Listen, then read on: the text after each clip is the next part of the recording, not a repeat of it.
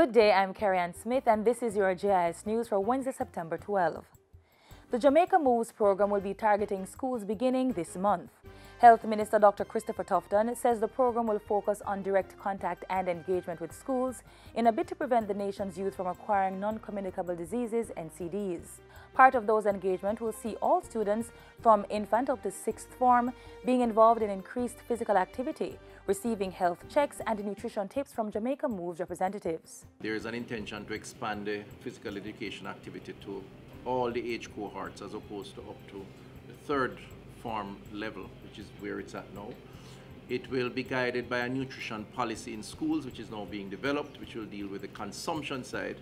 And you would have heard, it's very public, about the sugary drink restrictions, which takes effect on January 1, 2019 and will be phased over time. Dr. Tufton was addressing the ministry's quarterly press briefing Tuesday.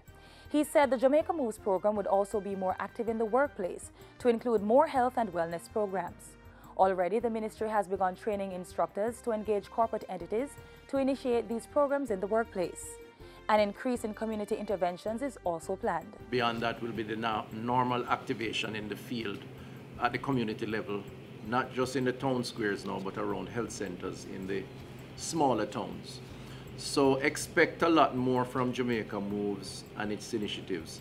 Launched in April 2017, Jamaica Moves is part of the National Strategic and Action Plan for the Prevention and Control of NCDs.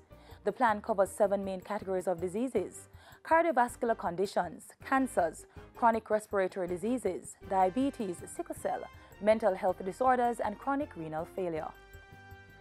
In the meantime, CARICOM member states are set to initiate a Caribbean Moves program. Caribbean Moves will be launched on September 27 at the United Nations 3rd High-Level Meeting on the Prevention and Control of Non-Communicable Diseases, NCDs. The initiative, which was proposed by CARICOM Chairman Prime Minister Andrew Holness, is a spin-off of the Jamaica Moves campaign. We have developed a prototype that is being distributed in the region to try and get the region to come on board, as I believe they have committed to, and to have a similar program because of the necessity of that program, given the challenges of NCDs. Cornwall Regional Hospital's expanded accident and emergency department will open tomorrow. The department, which was relocated to the Mount Salem Clinic, will also be the second site of the Ministry of Health's Compassionate Care program. We have doubled the capacity through an expansion of that facility. It's now ready to be engaged, and on Thursday, we will officially open that facility as well as launch the Compassionate program at that facility, where some 13 or 15 staff members have already been trained. Aimed at improving customer service and hospital waiting areas, the Compassionate Care program was launched in 2017 at the Victoria Jubilee Hospital. 80 staff members were trained in customer service, and plans are afoot to increase the number of Compassionate Care locations. In other news, Tourism Minister Edmund Bartlett says plans are in train to develop the island's sports fishing sector. To be rolled out over the next few years, the plan will be executed by the Ministry's Sports and Entertainment Network. Minister Bartlett says the program will allow Jamaica to tap into the maritime sport industry, which employs 800,000 persons and earns $115 billion annually.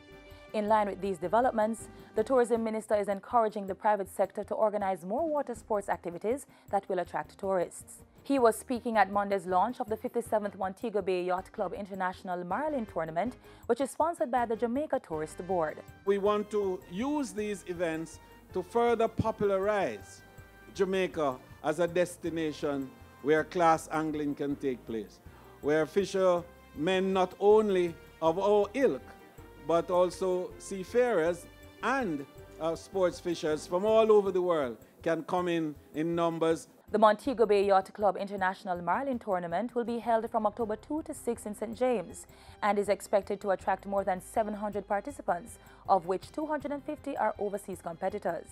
Part proceeds from the tournament will be donated to the Cornwall Regional Hospital. Government continues to protect its tax revenue under the transfer pricing agreement, with training and sensitization sessions among Tax Administration Jamaica staff and taxpayers. The agreement was introduced to Jamaica through amendments to the Income Tax Act in 2015. Transfer pricing allows for the sale of goods and services between legally related enterprises, both locally and overseas, at a set price. At one of the sessions on Tuesday, Minister without portfolio in the Finance Ministry, Favour Williams, spoke of the importance of international regulations to protect the profitability of local subsidiaries. So you can see how wide open this is in terms of the room that it provides for profit shifting and some of those other, behaviors that we're trying to discourage. Minister Williams says work is ongoing to strengthen the capacity of the staff within the TAJ to administer the transfer pricing regime. She says Jamaica is also receiving assistance from the German Revenue Authority, as well as tax inspectors without borders. The sum of these actions will help to safeguard Jamaica's tax base, support efforts towards a transparent and predictable investment climate, as well as build a technically strong tax administration that understands taxpayers' businesses, industries, and transactions.